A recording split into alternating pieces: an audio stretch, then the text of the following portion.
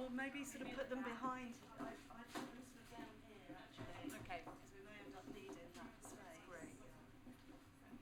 Sorry, was this Is there any problems with like mobile phones being on or I'll give everyone a quick. Do you want me to put it on If you airplane? put it on airplane, that would be great. Yeah, thank you. Are you happy to use one of these? Yes, I think. Do you have to feed it? They're ready to go.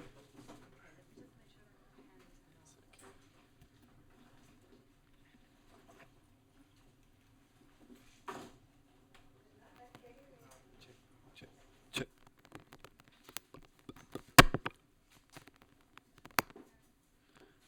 1, 2, 1, 2.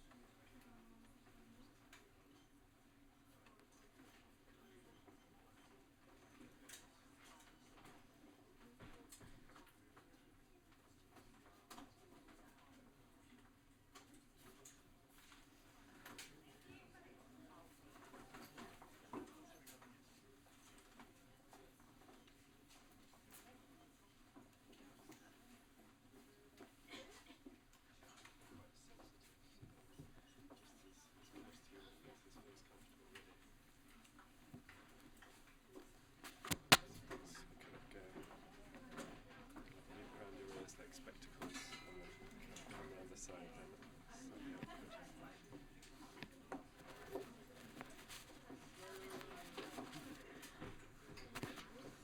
You didn't want to mess up your hair, did you? Starting to have the same. Is it? Is that it? Oops. I just tucked it underneath. Wait a minute, it's not quite on. There?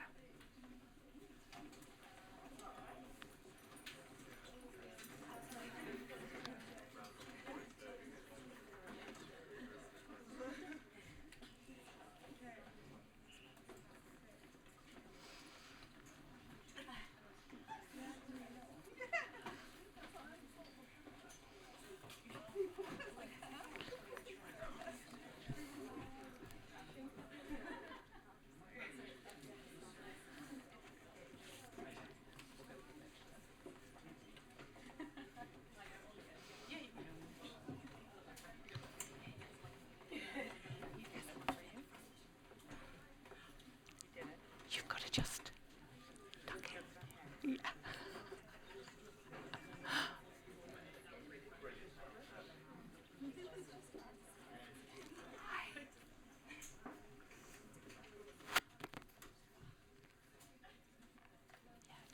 Yeah, around the back of your head and then just hook it over like that's it.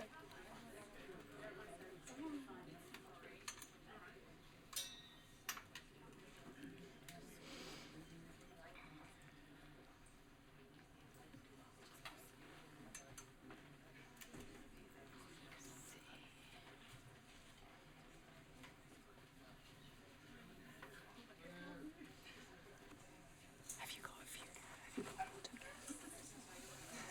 Not. I have like 4 or 5 like friends of my sisters, and yeah.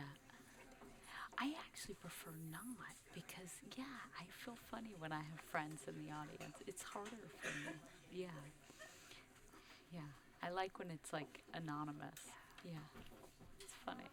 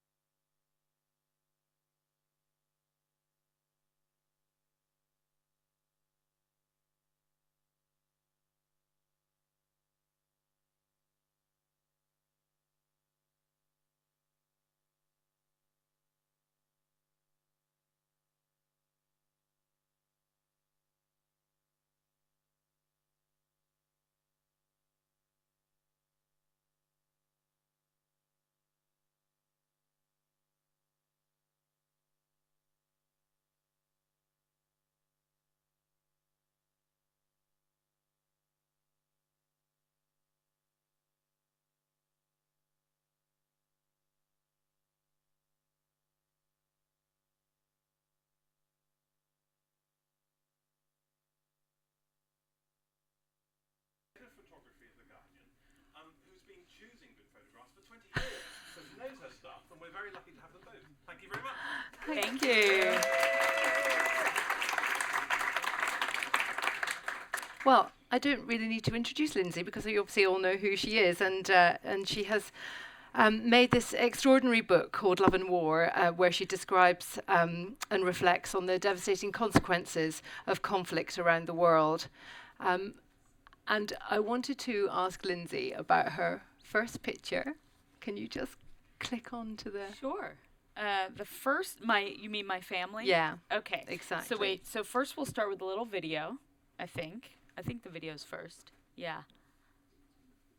Okay, so this to set the scene. Yeah. New information and disturbing information just Great. into us. The New York Times now says that 4 of its journalists reporting on the conflict in Libya have gone missing. 4 journalists, 2 reporters, and 2 photographers for the New York Times disappeared on Tuesday. Editors say they have not heard from Anthony Shadid, Stephen Farrell, Tyler Hicks, and Lynsey Addario. 4 New York Times journalists were held captive. They'd been reporting from the eastern city of Ajdabiya. The Times executive editor says the paper has been in contact with the Libyan government, and they were assured that the 4 would be released promptly if they had been captured. Libyan authorities said the group was captured in eastern Libya last week by forces loyal to Colonel Gaddafi. So I believe this is the picture. I know. Strangely. Because really what I wanted to ask you first, Lynsey, was how on earth did you go from being this little child in your kind of, sunny Connecticut family life to finding yourself on the front line in Libya? I can't imagine how you made that journey. So I always start with a family picture because I was the youngest of 4 sisters. And for anyone who has older sisters, you know very well that they are not the nicest people to be right. So I was really sort of beaten up a lot when I was little. And I did grow up in a really nice town in Connecticut, and there was absolutely no trace of war or violence in my childhood. And I was raised by hairdressers, which... was a pretty eccentric upbringing. So it was really curiosity and a love for photography, sort of that marriage that sent me off to explore the world and start traveling. But I think in the early days as well, you were kind of working in bars and waitressing, and yet you had this kind of passion to document the world, and so that began your journey. Yes. And so I started in Argentina. After I graduated university, I went to Argentina when I was 21, and I wanted to learn Spanish. And at that point, I was still photographing sort of as a hobby, and I went there and I went into the local English newspaper for whatever reason. I had absolutely no experience, but I suddenly decided when I got there that I should be a photojournalist. And so I went into the local English paper called the Buenos Aires Herald, and there were 2 guys sort of in their mid-40s who were just chain-smoking cigarettes, and they looked at me, and I said, like, hi, can I have a job? And they were like, no, you don't speak Spanish, and you have no experience. And I said, well, I'll learn Spanish and come back. And I had already spoken Italian, so I learned Spanish very quickly, sort of in 2 months, and which annoyed them even more because I went right back. And they said, no, they just kept saying you don't have experience. So I literally just kept going back. And finally, they started making up assignments, like putting addresses down on a piece of paper saying, come back with a picture. And I always came back with a photo.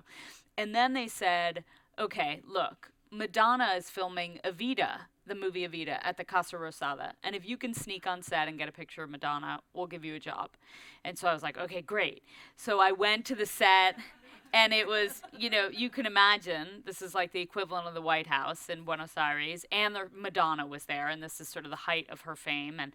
And I went there, and there were all these New York bouncers in the periphery, like in the perimeter. And I talked my way onto the set. I was like, hey, can I come in? And they were like, where's your press pass? I said, I don't have a press pass, but let me explain that I'm going to be really famous one day. If you let me in, my whole life depends on you. And the guy just looked at me and he was like, oh my God, you're so pathetic. And he just let me in. And then I got to the press riser, and, I had one Nikon camera with one 50mm lens, and we were like 10 miles from Madonna. And so I looked through my camera, and I couldn't see anything. And this guy next to me who worked for a wire service had like a 600mm lens, and he realized that I was obviously devastated because I couldn't see anything. And he tapped me on the shoulder and said, "Put your camera back on my lens." And I was so green that I didn't even realize you could put like any Nikon camera on the back of any Nikon lens. And I was like, I don't know how to do that. And he took my camera, and he actually did it. And I looked through the viewfinder, and there was like the balcony of the customer saw that, and I got the picture, and I got a job. So that's it. So obviously, lack of experience didn't faze you. No. So nothing. But but it's a far cry, isn't it, to go from photographing a Madonna concert. Can you put it back? I hit something funny on the. Oh yeah. Can you put? Thanks.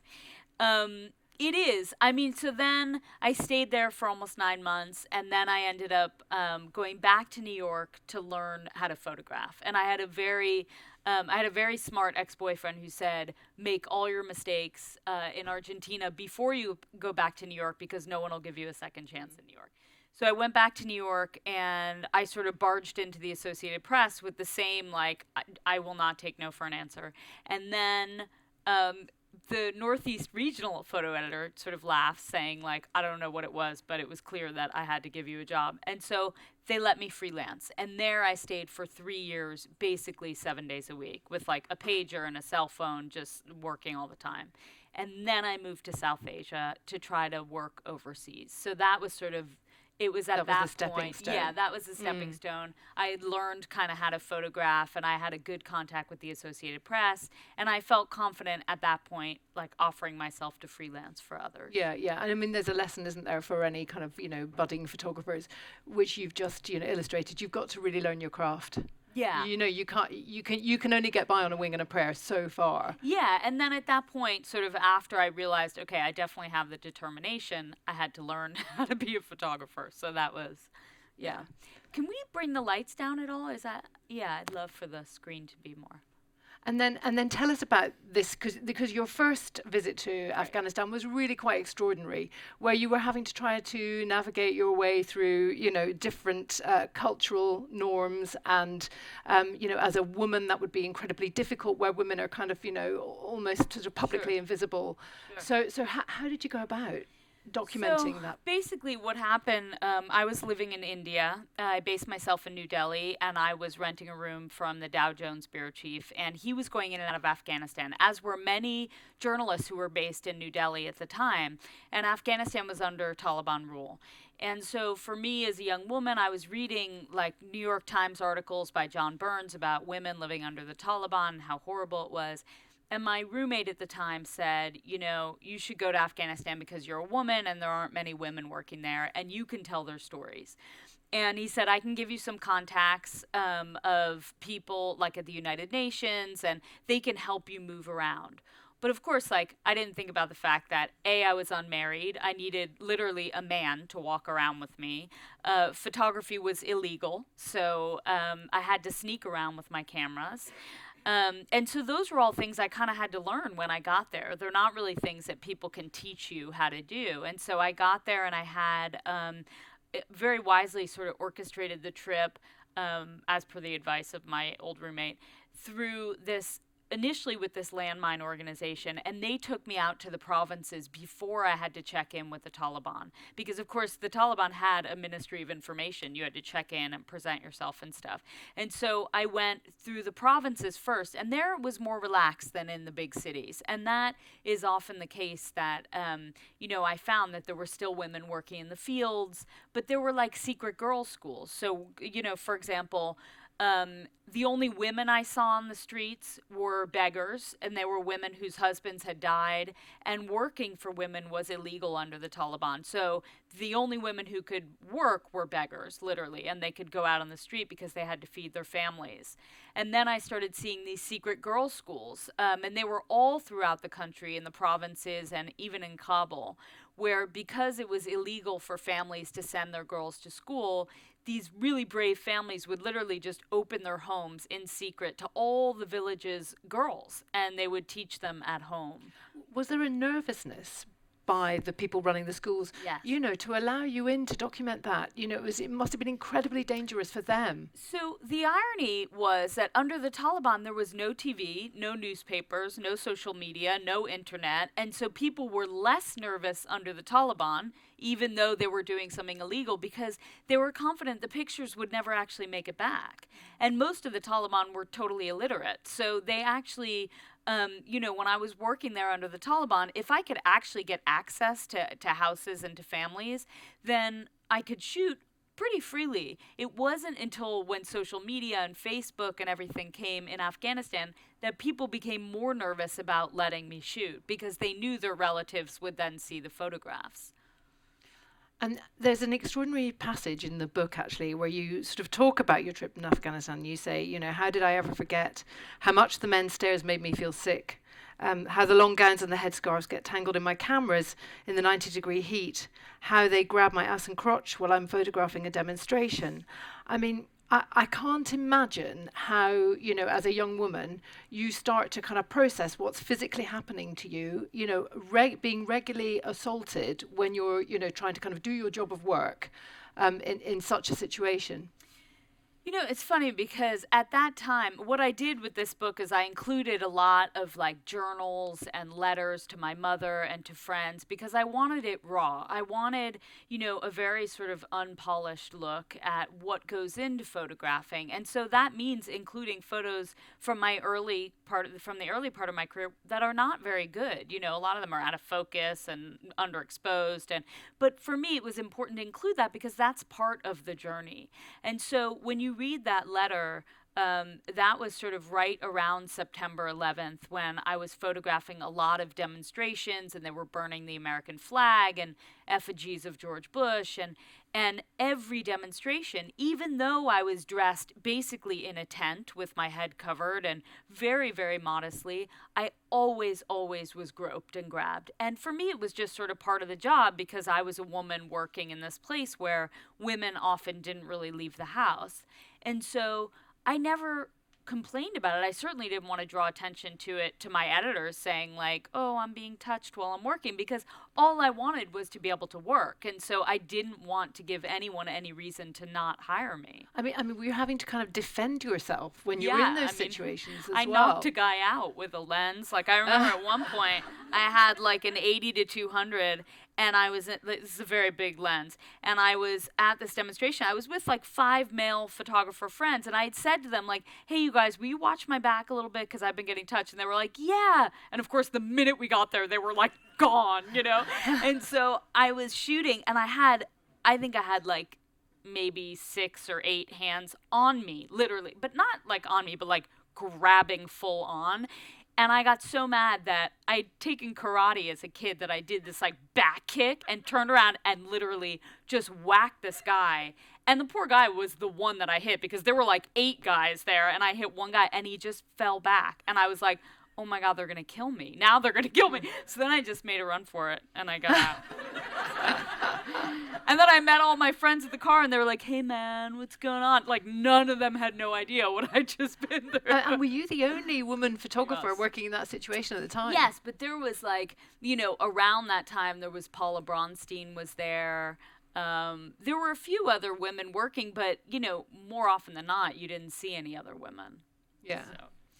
So a few more pictures from Afghanistan at that time. This is a women's hospital, the Rabia Balki Hospital, which is still open today. A lot of the doctors had fled. The medicine, there was like almost no medicine. This is a woman in labor, so this is the labor ward.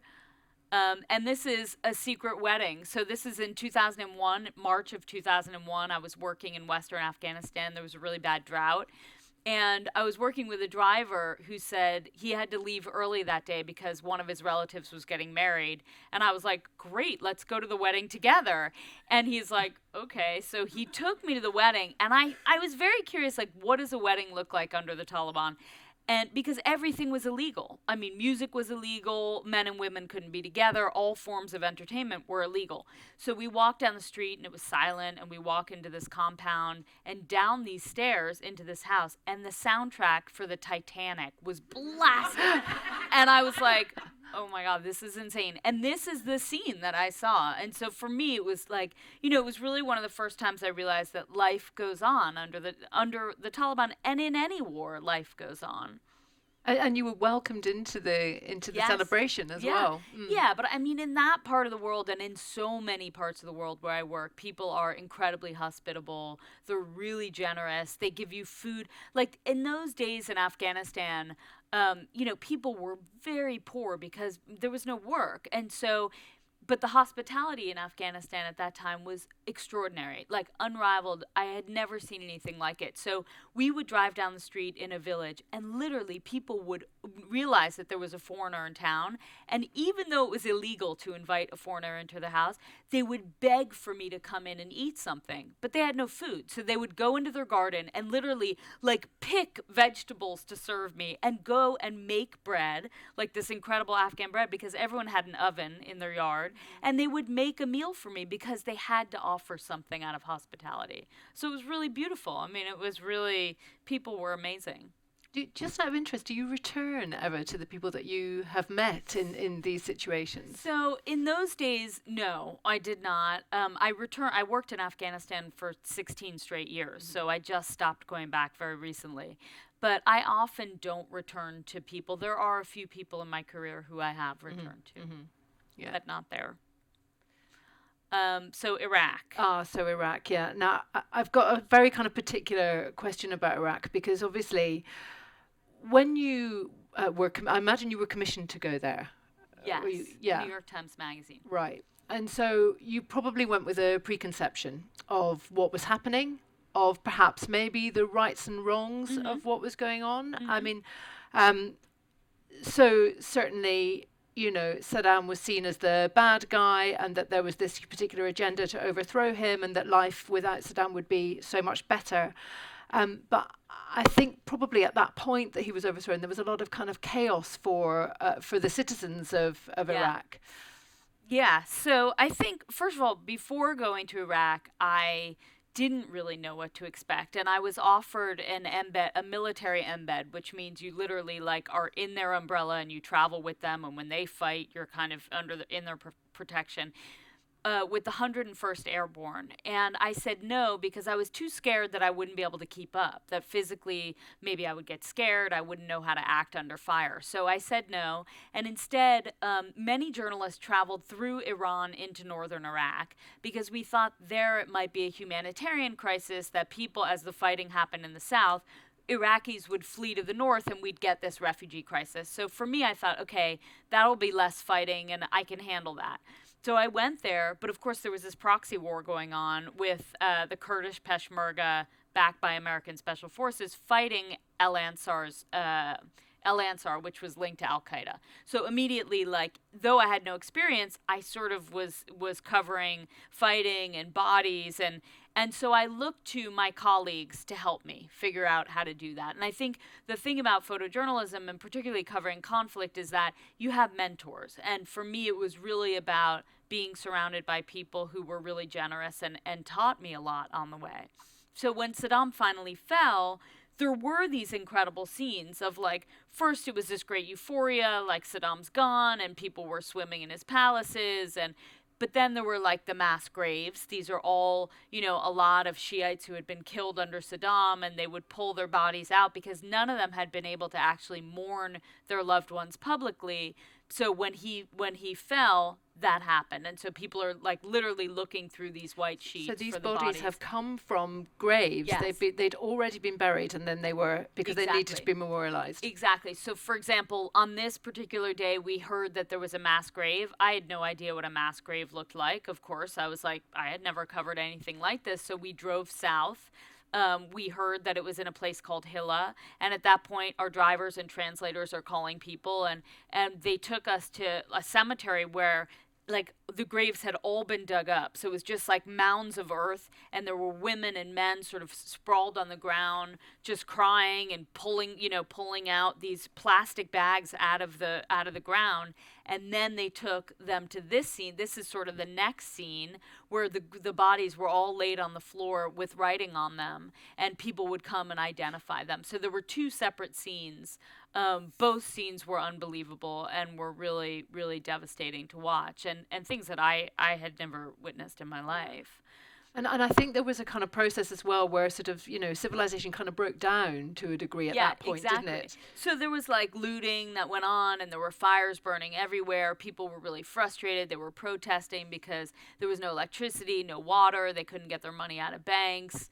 And then the insurgency started, so I started doing military embeds for the first time because I felt more confident with my ability to be able to sort of be, not get scared and to be able to be there. But as well, being there as an American woman. Yes. As an American woman photojournalist. So, to a degree, one could argue the Americans have been responsible for what was happening. One could argue, you're being very... Well, I'm being really polite. We were responsible. You were directly responsible. I mean, obviously not you. Yeah. But, but it was an American mission. It was very shameful because... So exactly. How did it make you feel? For me, is like, first of all, when I went into Iraq, I was like, yeah, the American government, we have principles, we're great, and there are weapons of mass destruction, and we're saving everyone from... And of course, we got in there, and for like 3 weeks, we looked for weapons of mass destruction, which of course didn't exist because that was like my first example that, okay, we were lied to, and that was just a fake pretense to go into Iraq. But then when we went in there and realized like the entire society unraveled, people were like, Iraqis were not only killed, but there was nothing. I mean, there was no plan for the aftermath of Saddam. And then, here I was like trying to believe that we had done the right thing by going in there. And it was very difficult to see because Iraqis were really frustrated, and then saying, okay, well, let me see what the American troops, like what's going on their side, because as a journalist, the great thing is you can cover all different sides. And so we would go in to like, we didn't really, we would go and embed with the military, and they'd say, okay, tonight we're going into the heart of the Sunni Triangle and it's all bad guys. And like, we'd go in and they would just round up men in the middle of the night and like take them away from their families. And, and so that was stuff that like we were witness to. Of course, you can't say anything as a journalist. It's just our job to document what's going on. That must be incredibly difficult, especially if you really see that the people who are meant to be the good guys are committing some kind of injustice. Yeah, and some of obviously there are only a few pictures in this presentation, but there were times where like we would barge into homes in the middle of the night, and there'd be like women in their nightgowns, no headscarf, and these are really conservative families, and the, American troops would just go in with their boots, like walking on people's carpets, and it was really uncomfortable because I was with the troops. So for like from the perspective of whoever's house it was, I was one of them. And that's a very awkward place to be in because, of course, I didn't believe in what was happening, but that's not my job to talk about that. I just had to document whoever I was covering, I'm documenting. So. And is that okay? Because, if you're on an embed, I don't know what the restrictions are surrounding the types of pictures that you are, you have the freedom to take. So the only taboo things with the military, in my experience, and now I've done like 15 years of military embeds, is with the wounded and the dead. And so, for example, this is for Life magazine. In 2004, it was during the siege of Fallujah. And the military actually invited us in to cover the wounded coming out of Fallujah. It was basically one of the biggest battles that our military had seen in these two wars. And so they gave us full access. The only thing that they said is that every single soldier I photographed whose face was visible, I had to get permission. If they died, I had to get permission from their next of kin. And if they were unconscious, like this young man, I took their name, and then we had to get permission from their family or from him when he woke up. And so I had very strict rules. I had a public affairs officer with me the entire time, but not a single soldier said no. Not a single one. But what happened at the end is I spent like 5 days on the ground documenting these guys who were so proud to be fighting for the U.S. and Fallujah. And it was Life magazine who refused to run the pictures because they said in the end that the American public couldn't handle seeing wounded soldiers. And so they held the pictures for almost 5 months and they refused to run them. So at that point, as a freelance journalist who was, shot it basically on contract, I can then go to the New York Times and say, okay, I have these pictures. And the New York Times magazine ran them right away. But for 5 months, almost 5 months, I couldn't do anything. The pictures just sat and I was like begging and pleading for them to be. That's extraordinary, that Life magazine. This was in 2004, and to me it was really one of the first times anyone had gotten access to wounded soldiers like this. And so it was really, really frustrating because for me, I kept thinking, well, if Americans see these pictures, they're going to rise up against the war in Iraq. They're not, we haven't seen pictures. But of course, Life wouldn't even publish them. Extraordinary. And then there's the a case where when a soldier dies. So in this situation, I was working with the medevac team, and it was December 2009, December 1st. Is this still in Iraq? Yes. No, this is Afghanistan. So Okay. This is southern Afghanistan. It was a medevac embed, meaning you fly in with the team who picks up the wounded and brings them to a field hospital. We got a call for an Alpha, which is the most gravely wounded soldier. It happens very quickly because literally his life is on the line. We went, picked him up. This is sort of the first thing I see through night vision goggles, which is very hard to sort of focus and to understand what's happening. I didn't know if he was alive at this point. They sort of placed him on the floor in front of me on the Black Hawk. The flight back was 3 minutes. They put him on the table. I'm in a room full of Navy medics and doctors, and it's very, very tense. To be a photographer in this situation was very uncomfortable. The room is totally silent except for the doctors talking to one another. I mean, to a degree, do you feel you shouldn't be there? Yeah. You're almost, you're kind of invading the situation. Yeah, I mean, this is a moment where I was invited to be there. I had spent 3 days on the ground. All of the medics knew who I was because I think had I not been there 3 days before, I couldn't have gotten this access. And so I was standing at the foot of the bed, and the shutter of my Nikon was so loud with every single frame. It was like, boom. And I literally was like taking one picture every few minutes because I felt so uncomfortable. And at that point, one of the officers came over and said, stop photographing. And it was the other soldiers who said, no, she needs to be here and take these pictures. And so they let me continue photographing, and the officer sort of stepped down and said, okay. And so I was able to document, they cut open his chest, massaged his heart, gave him 9 pints of blood, which he had lost, but he died. And this is the moment where he died, and they brought out a flag and they said a prayer, which is, this is an extremely intimate moment, something that I have only witnessed, on 2 occasions. And so right after this, the Marines came to me and said, you can't send out the photos till you get permission from the next of kin. I can't call the father. The family has to call me. So almost 3 weeks later, I got a voicemail from his father saying, I understand you were with my son when he died. And could you please call me back? And of course, that voicemail is a very sort of unnerving one. And I called him back, and he said, I'm Todd Taylor, and the only thing I know about my son's death is that he was killed in combat operations in Afghanistan. He said, can you tell me every single thing you remember from the moment you picked him up until the moment he died? He said, because I want to be with him every second. And of course, we were both crying. And I said, how much detail do you want? Because it's quite difficult. And I explained everything, that they cut open his chest, that they really tried. He was in the greatest hands, that they tried for 29 minutes to save him.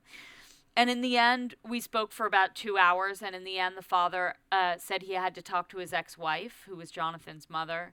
And they asked us not to publish the pictures that showed the identity of Jonathan because they had 2 other daughters who they didn't think could handle it. And so we didn't. We respected that. We published this without a name of the soldier. And they had laid out, Time Magazine had laid out an entire spread all about the death of this soldier. And they had to pull the whole thing apart. And they ended up doing a story on the medevac team with this picture sort of at the end.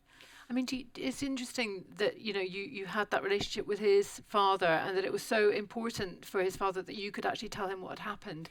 Yeah. Is it the case then that the military would never have given any of that detail to him? They don't give any detail. The only thing they say is that he was killed in combat operations. So it's generally up to if he has like a comrade who was in the room or a journalist. And so the father and I have become actually really close. And a few years ago, we were asked to speak together at a veterans conference for suicidal veterans and veterans with PTSD, and we showed all the pictures of his son, and he told the story from his perspective about being notified, and I told it from my perspective about being there. And we're in touch a lot, like twice a year we email, and his daughters, who were the siblings of Jonathan, now email me as well. So I have a relationship with his family. Oh, that's extraordinary. One thing I was going to ask you about, Lynsey, is when you are in an embed and you're somewhere like the Korangal Valley, so you are with highly trained, usually probably young men, male soldiers who are probably kind of in physical peak condition. Yeah. I mean, and the other thing. They were. That's enough. I want to know how do you prepare for keeping up with those guys in the Wow. in the field.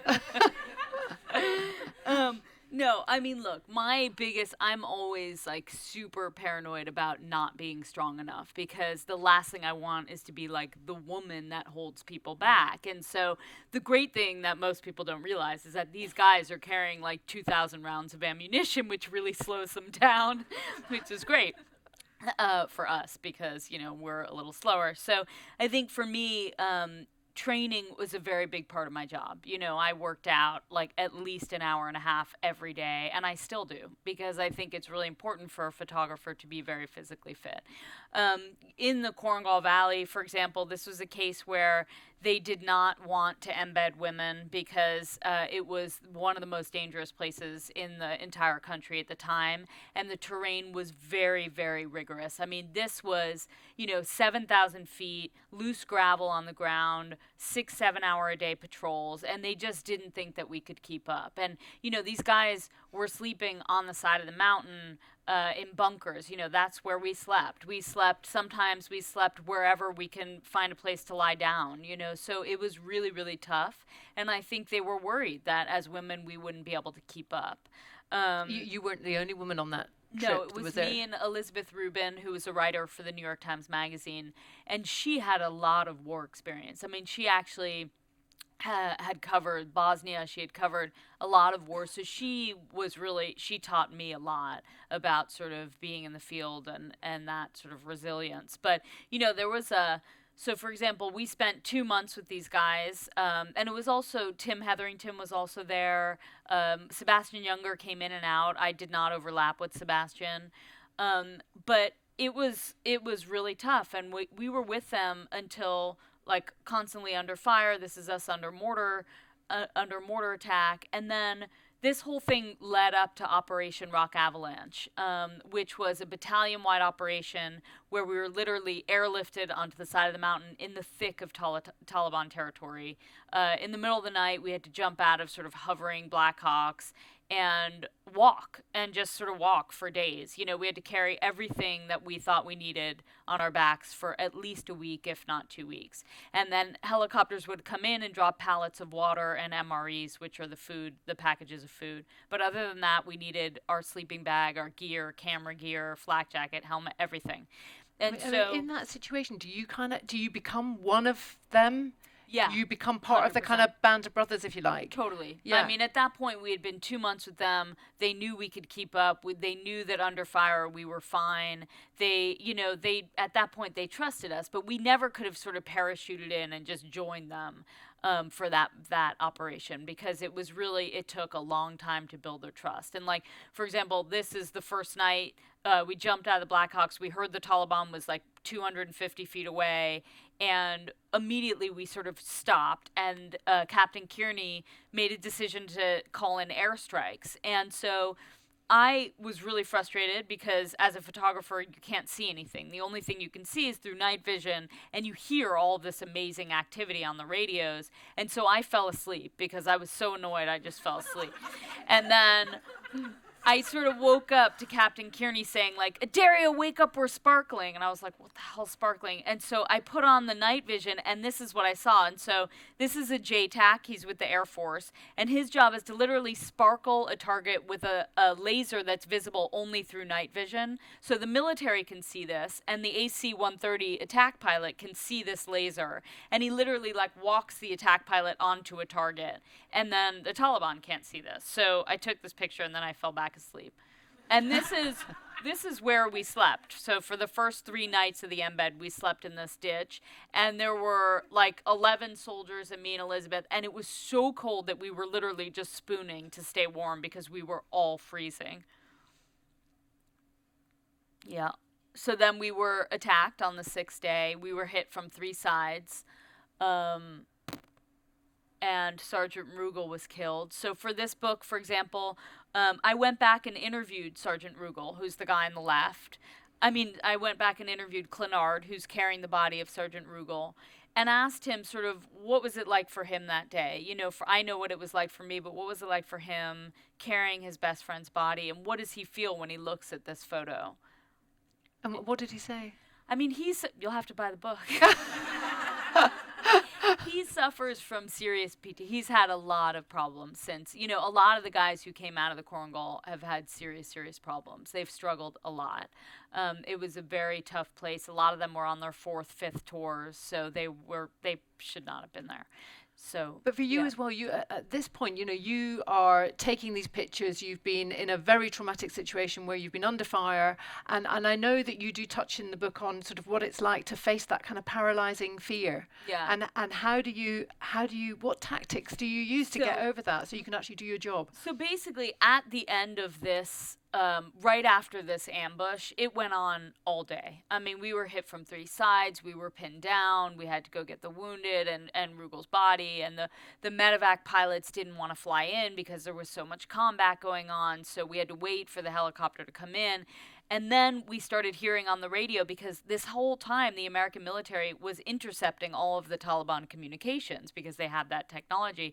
So meanwhile, the command was getting word that they were still in the area and they were going to attack us again. And at that point, I just snapped and was like, I have to get out of here. I can't, I'm too scared. And so they flew, immediately they flew out the wounded, Sergeant Rice and Vandenberg, they flew them out. Then they flew Rugal's body out, and then they were waiting for a 3rd pilot to come in, but it was so dangerous no one wanted to come in. And so at that point, it could have been another week before I could get out, because we had just been walking for a week. And I said to Captain Kearney, I said, you know what, I don't care if I'm a woman, I'm scared. And so I said to Kearney, like, the next helicopter that comes in, I'm leaving. And he was like, okay.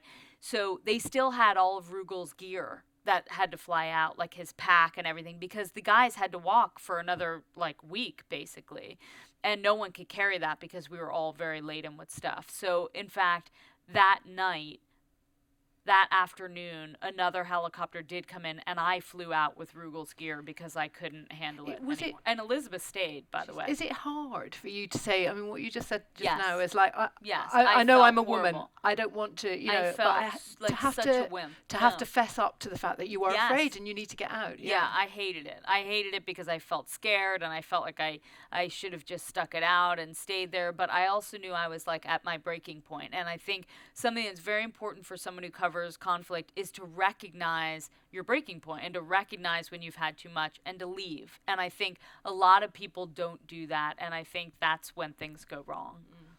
It's really fascinating. Now, this moment here, we're going to talk about your introduction to the women in the military. And, so we've just had this incredibly harrowing section of the book, and, we've got the death of Jonathan Taylor, and, you've witnessed a lot of trauma. And this sort of chapter, if you like, comes into the book. It's almost kind of quite a nice punctuation moment of relief. And also, I kind of sense your feeling of solidarity when you're photographing the women in the military. Can you tell us a little bit about that? Well, first of all, I had been photographing now war for a decade, and there were never any women. I mean, there was always my colleague Elizabeth, but you can imagine being the only two women in all of these wars that we covered together. We wanted to kill each other sometimes, you know? We were like, you know, we'd fight, we were like sisters, but then we'd fight. And so to finally see other women on the front lines was a real relief, and I think that came for two reasons. First of all, Jessie Russell, she's a Black Hawk pilot. She was so unbelievable. She looked like she was like 6'1", drop dead gorgeous, flew Blackhawks into combat. Like, you can't get cooler than that. And so I met her and I was like, oh my God, I have to do a story on you. And so when the whole Jonathan Taylor thing happened, I was initially doing a story on her and female like medevac pilots. Yeah. And so I met her, and then right after that, there was something called the female engagement teams. And so the U.S. military realized they were not engaging 50% of the population in Afghanistan, and they weren't winning their Hearts and Minds campaign. And so they should start sending women into these very dangerous areas to engage Afghan women and to explain why we were still in their country. So, of course, the Pentagon had not allowed yet for women to be on the front lines, so they managed to send them in with a loophole that these females were attachments to male infantry and that they weren't going to fight. But of course, when we were under fire, they would fight back. And so there really were women on the front lines before the Pentagon lifted the ban. And so this is Captain Emily Nosland, and, you know, this is Rupa Danier. She was a Navy anesthesiologist. And, you know, what I learned is that they have the same sort of insecurities that I did, that they didn't want to be the woman. They all just wanted to be sort of tough and keep up and not be seen for their gender and just be seen for whatever job they were doing. Although you have some nice little detail there about, you know, meeting them and finding out, like, what do women pack to go to war? You know, there was a chapter, like an interlude in my memoir that I wrote in 2015, that came out in 2015, and it was like a packing chapter. It was basically what I packed to go, because everyone always asked me, like, what do you bring to all these places? And so I have, like, a packing list, you know? What's on it? And, well, my editor at Penguin cut it out. She was like, we don't need this. And I was like, well, it's actually fun, you know? So when I did the photo book, I said, okay, I'm going to include this list if it kills me, you know? So I put it in, and it's like everything from my running shoes and running clothes to Cipro, which I always carry Cipro because I always get sick, protein bars, headlamp, body lotion. So I always bring like a really smelly body lotion that I love because it makes you feel like a human being. Coffee. I bring my entire coffee kit. So like an immersion heater, cup, coffee. So Starbucks Via packs. Before I used to bring like a French press and bring like coffee grounds, creamer, sugar. I bring everything. Like I have half of my suitcase is like electrical cables, a satellite dish, a satellite phone. So yeah, I have a whole That's absolutely fascinating detail. The things you don't think about. So this is funny because the soldiers, the females would go in, and the Afghan women would think they were men because, of course, they're dressed in pants and had a helmet and flak jacket. So the American women would have to take off their helmet and pull their hair out and say, like, no, I'm a woman just like you, to show them. And the Afghans, like, could not process the fact that these were women. It was like, it took, like, a whole, yeah. And then they would go into people's homes when they finally realized, okay, you are a woman. They let them into their house. They did like basic medical checks, and they went on patrols with the guys and did, you know, these are all pictures that I've done a million times of men, but it was fun for me to finally be surrounded by women, you know, doing their makeup under their helmets and getting ready in the morning. And this is Amy Zajac, who's hilarious. She's still in the military. And watching Finding Nemo late at night. And of course, I finally had a place to sleep. You know, I was finally like sleeping with other women because I was always like, where are we going to put the journalist? You know? So, yeah. And of course, you know, the privilege of being a woman yourself means that you have, you know, often chosen and been able to make your way into women's spaces and cover stories in particular about women's health. And I just kind of wonder, you know, why is it that people want to share their experiences with you?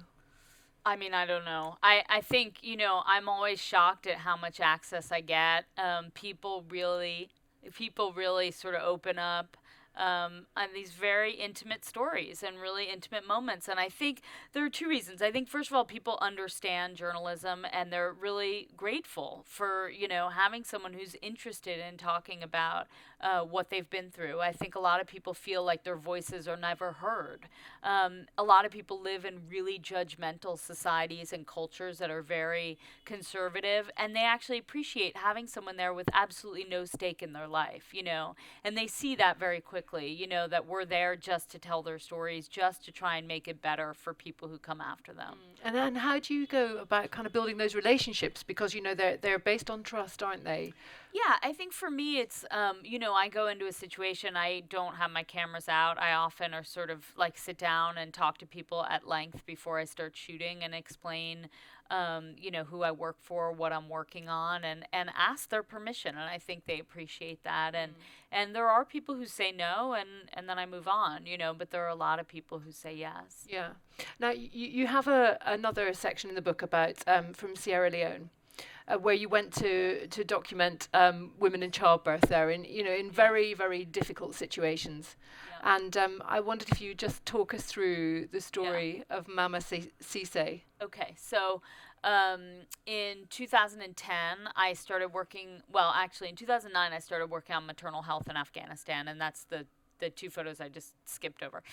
And I can go back to them if you want later. But and then in 2010, I wanted to really focus on maternal health and why so many women were dying in childbirth. And at that point, over 500,000 women were dying in childbirth every year around the world.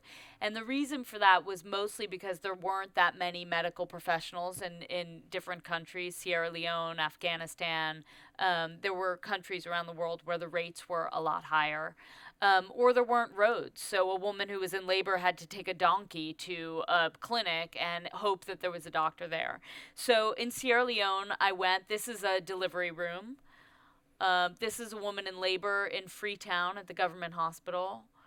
And this is Mama Cisse. When I met her, she was pregnant with twins. She had already delivered the first baby in the village, and the second baby wouldn't come out. So her sister, who was a midwife, was so worried about her sister delivering in Sierra Leone because there 1 in 8 women had a chance of dying in childbirth at that time. She sent an ambulance to her, and that ambulance, she had to take a canoe across a river to the ambulance and then take that ambulance almost 6 hours across bumpy roads. So she got to the hospital. I talked to her for like an hour. She was totally coherent. We talked about her life. And then she finally delivered the second baby. When the second baby came out, it was completely unresponsive. The midwives were trying to bring it back to life, but there's like no technology. They were smacking it, breathing, doing everything. And meanwhile, Mama Cisse started bleeding. And so for me, I'm not a doctor, of course, but I was taking pictures and I sensed something was wrong, that she was just bleeding too much. And I kept saying, like, I think she's bleeding too much, and that's her sister actually holding her up. And everyone was like, no, she's fine, and they were paying attention to the baby. And finally, I just thought, I have to get the doctor. And so I ran out and I said, where's the doctor? And they kind of laughed at me. And they were like, well, there's one doctor in the whole province. And so I went into surgery, and he was in surgery. So I put on scrubs and I went into surgery and said, like, I think there's a woman dying. And he looked at me and he obviously was like, I'm a little busy. And so then I left and I went back and I said, maybe you should just like take her blood pressure. I don't know, whatever you do. And so it was 60/30 at that point. So then I said, okay, well, why don't you pick her up and carry her to the doctor so that when he comes out, she's like right there. So they did. And at that point, he came out of surgery and she died. And this is the mother finding out that her daughter has just died in childbirth, and that's the sister telling her. And then I went back to the village in the ambulance, went all the way back on that bumpy road back, and this is the burial. So they have her traditionally. And I mean, one of the things really that we could touch on here is at what point do you put down your camera and help? I mean, it's a question I know that is often asked, but this seems to me like a kind of really particular example. I mean, this is a situation where I kept shooting, but there was a moment where I thought, why am I the only one who thinks there's something wrong here? Maybe it was because these women have just seen so many women hemorrhage that they just thought, I don't know, maybe it's not that bad. But, I felt like, look, sometimes in Africa, like if you're a white foreigner, you can walk in. I walked into surgery. No one stopped me from walking into surgery, and I thought, look, they can stop me. What are they going to do? Put me in jail? And so I walked in and was like, "Can you help this woman?" Maybe if I were an African woman, I couldn't do that. And so I think there are times when I know that I can get away with things that other people can't because I'm a foreign journalist, And so I think in that moment I decided, you know what, let me just try. Let me see if I can do anything to get a doctor here. So it was a combination. I shot and then I put the camera down. But often I'll take pictures first and then I'll quickly go. But, I'm not a doctor, so I can't help someone directly. I don't want to interfere in a situation where I make things worse. So. And now Libya was a really kind of epic, life-changing moment for you. And again, in the book, you describe your arrival there and you say, I'd never seen anything as scary as Libya. So first of all, I wanted to ask you what on earth was so different about this conflict? I think the reason why Libya was so tough was because, I've covered obviously the fall of regimes in Iraq and Afghanistan, and when we entered, the thing is, all of the journalists covering eastern Libya entered illegally because Gaddafi would not let journalists into eastern Libya to cover the popular uprising. So we entered without visas. We knew it was risky because Gaddafi had repeatedly said, if you see journalists, to his military, if you see journalists, kill them. They're all spies. So we knew there was a risk of running into Gaddafi's troops. So when we got in there were these amazing scenes. The rebels were setting up like a parallel government. There were this very familiar scenes of fires burning everywhere. There was a call to arms, so there were like doctors, teachers, engineers. None of these guys had any fighting experience. So that was one of the reasons why it was so scary, because these are the guys who went forward on the front line, and they had no idea what they were doing. And the front line was essentially one paved road that went from the east of the country to the west, so from Benghazi all the way to Tripoli. And the fighting took place on that front line. So Gaddafi's troops would push east, and then the rebels would push west, and that just went on. The rebels we were with were completely outgunned. Gaddafi's military, they had airstrikes. So we'd literally be covering the front line, and we'd hear the hum of an aircraft, and a bomb would drop right next to us. So there was no telling where the bombs were going to drop. Sometimes, as the front line would push in, there would be mortar rounds walking onto our position, tank rounds, sniper fire, but there was nowhere to hide because the terrain was totally flat. So for all those reasons, it was scary, a lot scarier than Afghanistan, for example, where there are caves and there are places where you can literally hide when the battle comes very close. And also being with a trained military like the U.S. military, they told us where to go, and they literally put us in the middle, so they were on the front. In Libya, we were on the front line with the fighters, and often when the fighting came in, they would jump in a truck and leave, and the journalists were sort of left standing there, and so it was just a lot scarier. Terrifying. Yeah.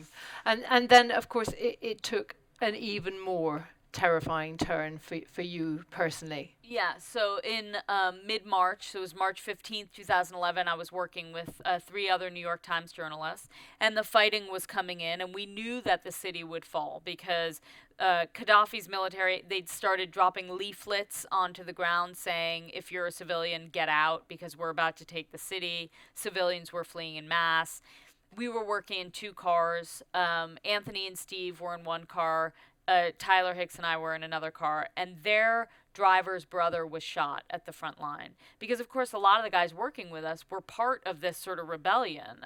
They believed that journalists should be there. They were so grateful that we were there covering their uprising that they wanted to work with us. So his brother was shot, so literally all 4 of us ended up in one car. And there's a fight with journalists, of course, how long to stay, who wants to cover what. We went to the hospital to cover civilian casualties, then we went back to the front line to cover the fighting, then we went back to the hospital. At that point, even the French journalists left, which is never a good sign when the French leave before you. And so at that point, they're notoriously very brave. And so at that point, we went back to the front line, and our driver had gotten 2 calls at this point that Gaddafi's troops had entered the city. And so we finally made a decision to leave, and we ran directly into one of Gaddafi's checkpoints, his loyalist checkpoints. And it was complete mayhem. It was terrifying. Our driver panicked, jumped out of the car. The rebels that we had been covering started opening fire on the checkpoint. There were bullets everywhere. For me, as the only woman, no one ever knows what to do with me. This is the second time I'd been kidnapped. I was kidnapped once in Iraq, and they literally pulled all the men out and just left me sitting there. And they did the same thing in Libya. So I was like, here we go again. They sort of just look at me and just walk away. And so then, but there's nowhere to run. It's not like I can make a run for it. And it's not like I'm going to leave my colleagues to go fend for themselves. So I sort of, the bullets are coming in, and I crawled across the back seat and had to make a run for it. So this is sort of the exact location where we were kidnapped, where you see Brian Denton's name. And we all had to make a run for it to this building, which was cement, because we knew it would protect us from the bullets. We did, and the minute we got there, we were told to surrender our passports. At that point, they knew we were American. And so we were told to lie face down in the dirt. Each one of us had a gun put to our heads and literally just begged for our lives. They decided not to shoot us in that moment. The commander made a decision that it would be that they shouldn't shoot 4 American journalists. Could you understand what they were saying Anthony all the did. time? So okay. I understand a bit of Arabic. Like, for example, when they said Jawaz, they asked for our passports. We all knew what that was. And so then they thought we were spies because we understood what they were saying. So then they told us to lie in the dirt. And so from then on, we pretended like we didn't understand anything. And then Anthony Shadid spoke perfect Arabic. And he later translated for us that the commander came over and said, you can't kill them, they're American. So at that point, they then picked me up first, tied my feet together, my wrists together, and put me first in a vehicle on the front line, and then put Steve with me, and Tyler and Anthony were in another car. And then for the next 4 days, we were just beaten, tied up, blindfolded, groped, threatened with execution, shuffled around the front line, thrown in the back of a pickup truck, drove 6 hours under the hot sun, lynched every 45 minutes, beaten, put back in the truck. And then we were put in prison in Sirte. And eventually we were flown to Tripoli, where we were no longer beaten. We were put under house arrest and eventually released. I mean, there was something that I read about in the book as well. When you were going through that process of suffering that terrible beating and that, sexual abuse, actually, you had to try to work out how you reacted at every point of the way, because you may make it worse. Yeah. Or you could make it better for yourself. Yeah. How did you go about finding your way through that? I mean, there are 2 things that happen. I mean, the mind is very strong, and the survival instinct of a human being is incredibly strong. So everyone says, oh, you're so brave. It has nothing to do with me. It has to do with, that's the way I was completely zen about the whole thing, because it was out of my hands. There was no decision that I could make in that moment. I had no control over the situation. So I was really quiet. We all had a lot of experience in war, and we all knew that you should not fight back and just keep your mouth shut. So that was really important, that none of us sort of made a big scene and tried to fight back, because I think we would have been killed. I also think that with in that part of the world, it's better to be weak than it is to be strong, and I knew that. Especially as a woman. As a woman, yeah. It's particularly as a woman. As a man, it's. But I think as a woman, it's better to be weak, and so I was really, very weak and pleading and crying, and I think there were moments where they sort of felt bad and said, we're so sorry. I mean, really, how you have kind of come back from that situation, and how do you take care of your own mental health? I work out a lot.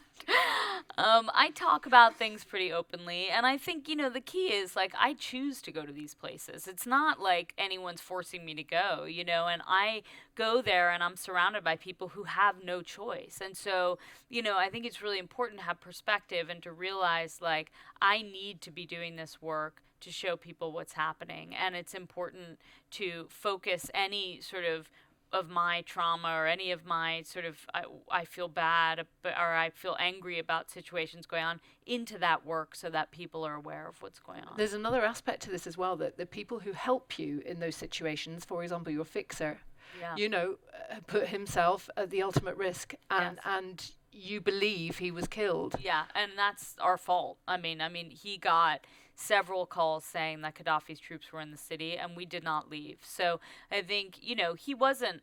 It's not like he was forced to work with us. He knew the risk. He was, he himself was living on the front line, I think. But in that situation, it's our responsibility. When he gets a call saying Gaddafi's troops are in the city, we should have left, and we didn't. Yeah, and I think that's where you've spoken about kind of how you're coming from a very stable family background has really helped you. But the other thing is, your family, your loved ones, have also suffered a lot. Yeah. Yeah, I mean, I'm very lucky because I have an amazing family that's very solid and very loving and empowering. And I think there have been a lot of studies on PTSD and trauma and why some people are affected and some people are not. And I think that having a loving base and a sense of community really helps people get through trauma. And so for me, that's probably the number one reason why I'm still sort of functioning at all. Yeah. And has it changed your attitude? Would you go back into a conflict situation like that again, or do you think it's something that, Yeah, I mean, I just came back from Yemen, so I still go. I'm not like working on the front line as much because for example, we didn't go to Hodeidah in Yemen where the fighting is very heavy. Because for me, I don't feel like that's the story that interests me. It's more the civilians. It's more, the famine. It's more what's going on there. And so I think, so 2 weeks after we were released from Libya, the New York Times sent a team back to help the driver's family see if they could find him, if he was in prison, or find Mohammed. And they just found my shoe on the side of the road. So I'll quickly go through the refugee, because I mean this is another thing you've returned to time and time again, and you've documented refugees and people who are fleeing from conflict. So this is sort of what I've been doing a lot of since Libya. So Syrian refugees in all the neighboring countries. This is a series for the New York Times. This is Chol, a young South Sudanese boy who was displaced from his home. And Hana, this was all part of following children displaced by war. She's Syrian. And then I made a bunch of trips on the Mediterranean doing rescues of those trying to get from Libya to Europe, from sub-Saharan Africa to Europe. And then we'll get to... I mean, I did want to ask you about Yemen because, in the last 7 years, you've become a parent. And that must be another thing that kind of informs the work that you do to some degree. And I mean, I know as a parent myself, I find it very difficult to look at images of children suffering. And so to be faced with the terrible struggle that these parents are having to nourish their children in Yemen, I can't imagine how that affects you. Yeah, I mean, it's infuriating. It's infuriating that it's 2018 and there are millions of people in Yemen who look like this. I mean, it just should not be happening. This is particularly because it's a war that the U.S. supports, and gives support to Saudi Arabia to continue this war. And so I think for me as a mother, I think for anyone, to see these pictures, it's very, very difficult. But now, of course, as a mother, all I can think about is what if this were my son, I remember when I was taking this picture, they were trying to get an IV into this young boy. And I was taking pictures, and I was sort of focused on trying to take pictures. And I had asked, of course, the first thing I do is ask permission before I even start. And then after they were taking the child away, and I asked if I could speak to the mother for a few minutes just to get her name and some history, and she lifted her abaya, and she had been weeping, of course. And it was like, it sort of stopped, and I stopped, and I also started crying because I realized, like, of course, that's her child, And there was this moment where when her face was covered, it was okay because I was focused and I was trying to tell the story of this child. But then the minute she lifted her abaya, I thought, oh my God, this is so devastating. It was really, really heartbreaking. So these are some from Sada, the hospital in Sada. And civilian casualties, of course, because this young girl, her house was hit by an airstrike. Displaced, there are thousands displaced from fighting. This family had been living for 28 days on a sidewalk, four young kids, the parents, the funeral of a fighter.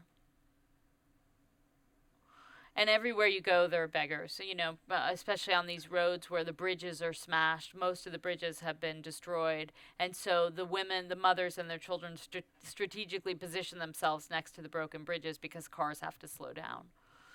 I mean, the story is, the narrative so far has been quite bleak, if you like. So really my last question to you is, what keeps you motivated? Well, I think, in the case of Yemen, for example, the New York Times sent 2 back-to-back teams. So the New York Times sent Tyler Hicks for the paper and Declan Walsh, and then me and Bobby Worth. And those stories, I think, did have an impact. I think the U.S. is reevaluating its foreign policy, and so that would be my answer. I think people need to see what's happening. Policymakers need to address it. They can't say it was easier when no journalists could get in.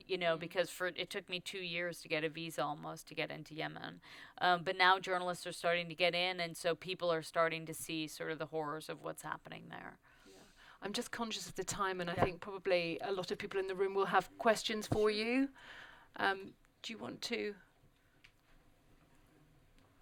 Well, it just says we've got a little gap. Little gap. I mean, I also wanted to say to you that you are, when you go out on a story, from a picture editor's point of view, you then have to surrender your images to editors, to layout people, and exactly. I mean, and how difficult is that? Because at that point, the story that you're trying to tell can be changed. So I've worked with the same picture editors for 20 years now. So a lot of them I know really, really well, and we have great relationships. We go back and forth. This Yemen story we were editing, the first edit I hated, I couldn't stand, and so I get really stressed, but then I have to figure out a diplomatic way to say I'm not very crazy about it, and so we luckily went back and forth for a good 2 weeks and finally came to an edit that.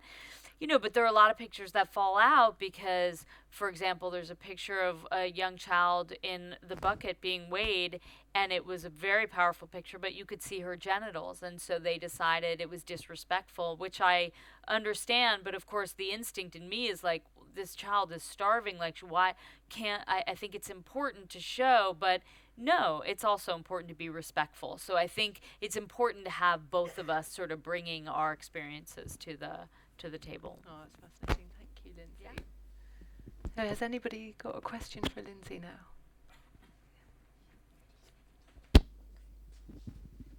Hi. Hi.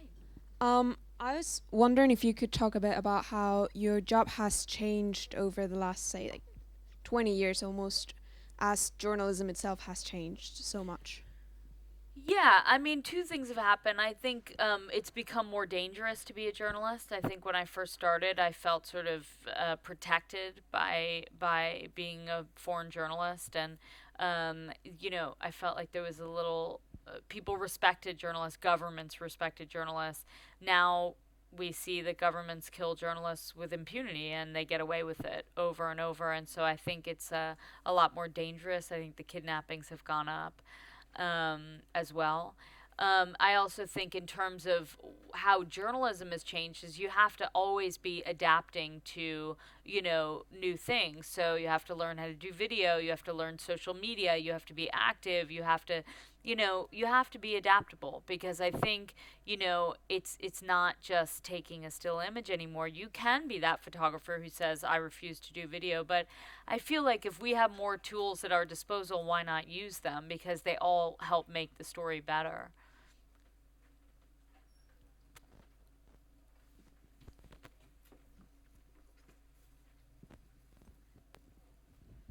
In these moments when obviously some are quite fast, some are quite dangerous, how much time do you put into composing your shot? I mean, obviously some are blurred because it's a snap then and there. Yeah, how much not time? a lot. Yeah. I mean, it depends. On the front line when there's fighting, not a lot. And mind you, I'm not a very good war photographer. When the shooting starts, my first priority is actually finding a place to hide, like to like get cover so that I can shoot. Whereas there are a lot of like very brave guys and women who just sort of stand there and keep shooting. For me, no, I'm like flat on my stomach or looking for a tree or a rock or something, and then I'll start shooting. So sometimes I miss that moment. But it's hard to compose and to be sort of looking for cover at the same time. It's very hard. I just have a question about language.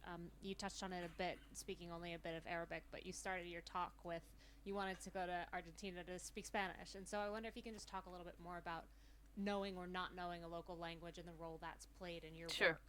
work. I speak Spanish, Italian, and English, and I can move around a little bit in Arabic, but it doesn't, for me, I always hire a local person because I think even if I knew Arabic fluently, I would need someone from that place to help identify when it's too dangerous, to pick up the local dialect. It's better to have a translator for me because I feel like they help me with so many other things. So I always have a translator or a driver who can translate with me.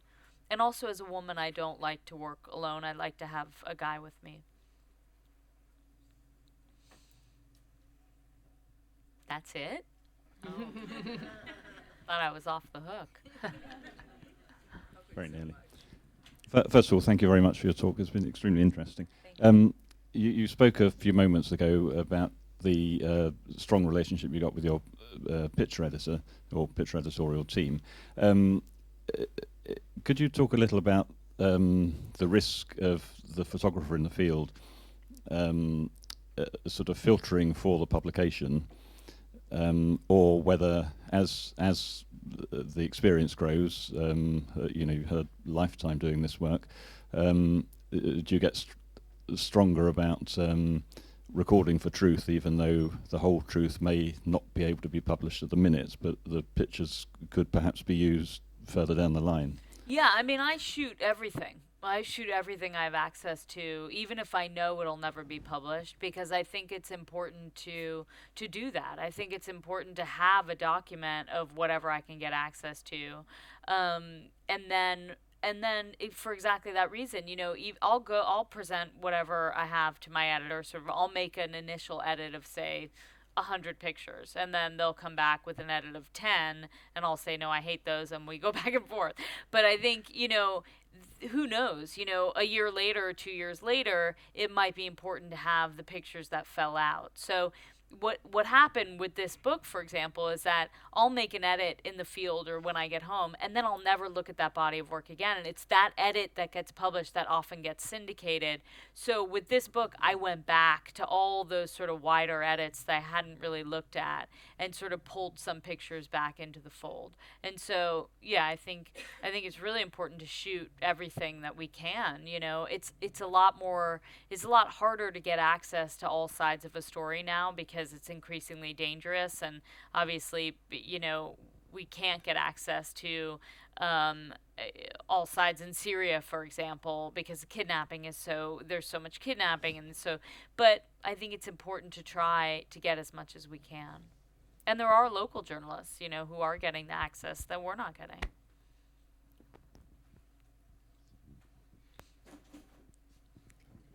Go on, can you talk loud?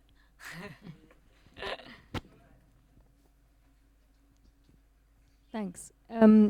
You talked about the importance of your family to your mental health, but I wondered if you get nightmares. No, I don't. I mean, I think by the time I fall asleep, I'm so tired. I can't remember anything. No, I don't. I mean, on a rare occasion, I can think of a time before I went to Syria in 2014, I was sure I was going to get kidnapped again, and I kept having ISIS nightmares, but nothing happened. But no, I don't really have nightmares. No, weirdly. How do you make a judgment of risk? So has there been places you haven't gone? Yeah. And why do you make that decision? Risk is something that I'm constantly reevaluating before going and also on the ground. Things change a lot on the ground. So Yemen is a very good example because we had to make an 11-hour drive from Aden to Sana'a, which was, it could have been very, very dangerous. And I was traveling, I could wear niqab, so my face was covered, my hair was covered, I was in local clothing, but I was traveling with like a very pale, bald American man who looked like very obviously foreign, and that was terrifying. And so, you know, he had been in and out of Yemen many, many times, so had a lot of family contacts there. And in that part of the world, if you have a very strong family looking out for you, it's better than anything. And so we were very lucky. But we have, you know, the New York Times has security advisors. So I had like an hour-long conversation with him about my concerns. And, you know, he gave me advice. And, you know, they get briefings on the situation on the ground. And so, and then the agreement was that, like, literally, we would just constantly pause and reevaluate, like, if our instinct had changed and if it was different, and we can turn back at any time. I think the key is working with someone who is on the sort of same page and will pause to sort of reevaluate and is open to turning back if necessary. Because I think when it's, you know, when you don't feel like you can speak up, like in Libya, for example, I knew something was going to go wrong that day, and I kept my mouth shut because I felt like, well, I'm the only woman, and maybe I'm just like scared, and they're going to think like, oh, what a, you know, we've got a woman and she's being annoying. So I never said anything, but I knew that we were staying too long. I mean, there was no question. So I have a bit more of a philosophical question. You've seen so much conflict, you've seen so much horror, and it seems like the world is getting towards more conflict. But do you have any hope for peace? And if so, what would you say is really hopeful for the world? I mean, I have to say, I'm not sure the world has more conflict, or if it's just that we have social media. You know, we have like 24-hour news channels, we have social media, we have people bombarding us with images all the time. I think like these conflicts have been going on in a lot of the countries, you know, that I cover and that are covered since, you know, for a very long time. I do have hope because, you know, I cover people in the most devastating situations, and they have hope, and they're so resilient, and they're still joking around. And I think the thing that doesn't translate in a lot of these pictures is the sense of humor, actually, that people have. Like, Iraqis have the funniest sense of humor. Like, so many of the places I go, people are hilarious in the worst conditions because it's the only thing that gets them through is a sense of humor. And I think it's really important to realize that, you know, they have hope. So, you know, we have to.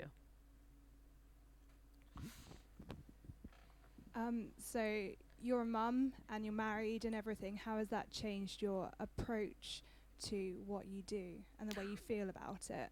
Oh, there. I am a mom, but there are a lot of men who are dads who do this job, so that question never comes up. Don't know why. I do this job, and it's harder as a mother, of course, because I actually want to come home at the end of an assignment. Not that I didn't before, but I understood the risks and I was willing to take them, and it was just me and my husband at some point, but then I figured he would just remarry if I get killed. But with a son, it's harder. Right? They always do. So, it's hard, but I mean, look, I have a great husband who is an amazing father, and we both understand the work I do, and I don't take risks gratuitously. I weigh every single assignment I do, and, I hope I come back. In the beginning, did you use film? Yes. I did. I started with film. And in fact, there were some contact sheets. Hi, Claire. There's some contact sheets in the book. And I added them because I think it's important. Yes. So after September 11th, I was using film until September 11th, basically.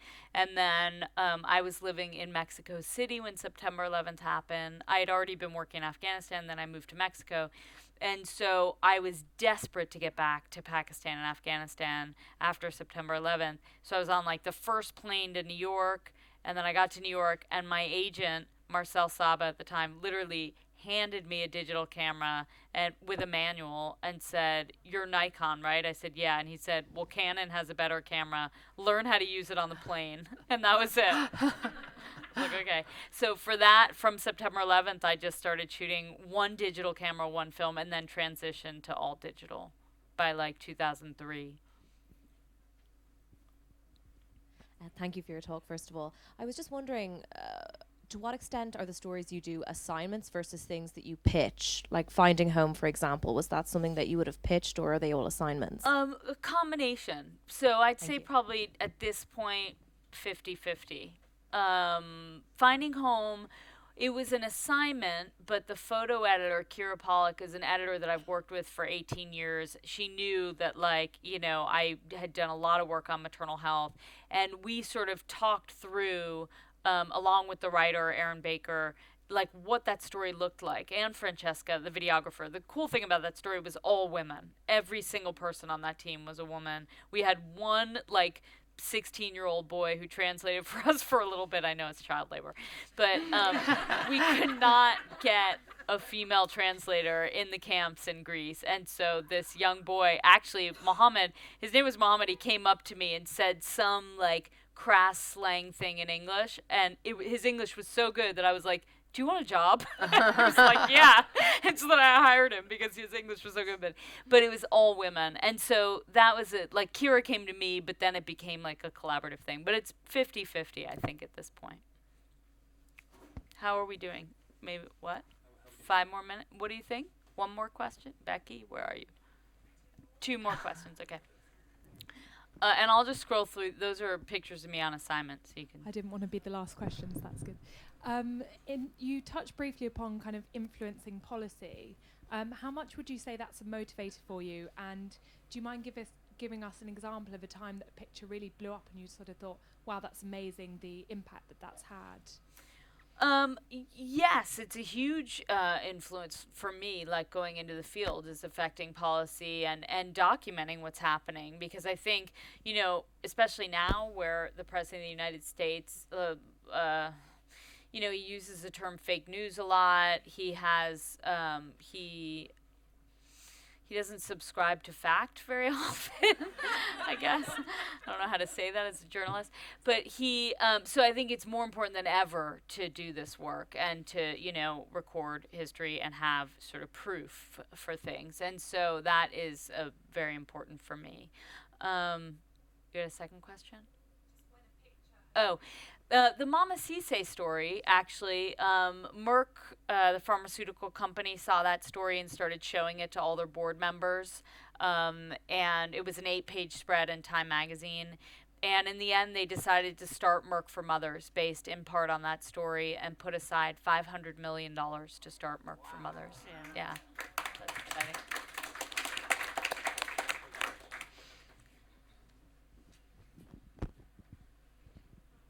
Last one. The last question. So much responsibility. I think many people wonder the same thing. Like, how do we become so badass? And there's a remember that picture of me and my sisters? Yeah, yeah. So your sisters. No, like I wonder if there were like any pivotal moments when you look back and you think like, if the way I decided now set me up for like a path, and if I would have done thing or not done a thing, I would not be standing here or sitting here.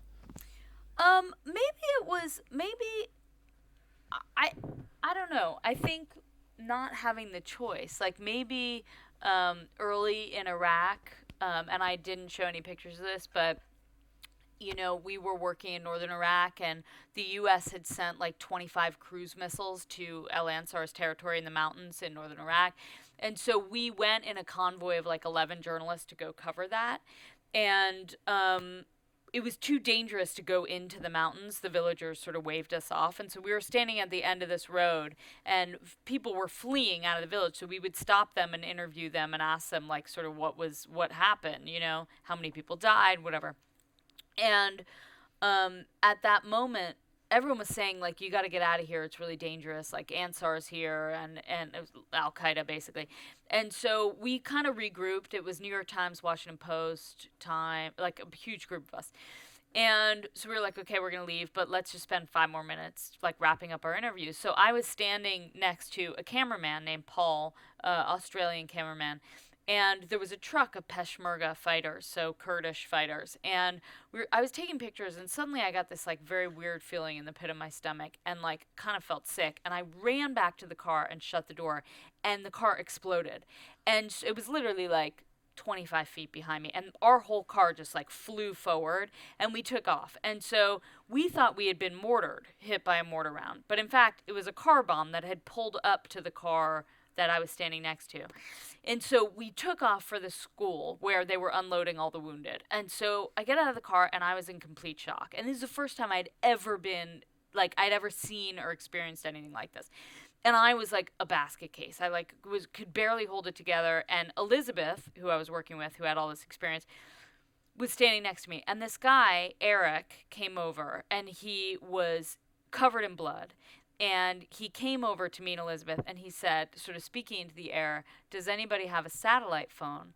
And Elizabeth said, "Yes, I do." And he said, I forgot how to dial. Can you dial this number? And he says the number, and Elizabeth calls the number, and he puts a phone to his ear, and he says, "This is Eric. Paul is dead." And I sort of standing there, and I realized, like, I'm not cut out for this work. Like, I don't want to be here. And so then at that moment, a taxi driver pulls up and says, like, "Is anyone here a journalist?" And I was like, great, it's my out. Like, I can get away from this scene. And I go over there, and I was like, "I am." And he's like, "I have the body of a journalist in my trunk." And I, like, doubled over, and I was convulsing and crying. And all I can think of is, I don't want to be a war photographer. Like, I don't want to be here. This is like, I just want to go home. But I couldn't get out of the country because I had no visa to get back out of Iran, right? I didn't have a visa, and Saddam was still in power. So I basically was forced to stay in this situation. And by the time Saddam fell, like 3 other journalists had been killed. Like, so much had gone on in the north, and it wasn't even the story. And so that was like a very defining moment, because it was like you just had to deal with it and like realize, like, right there, if you were cut out for it.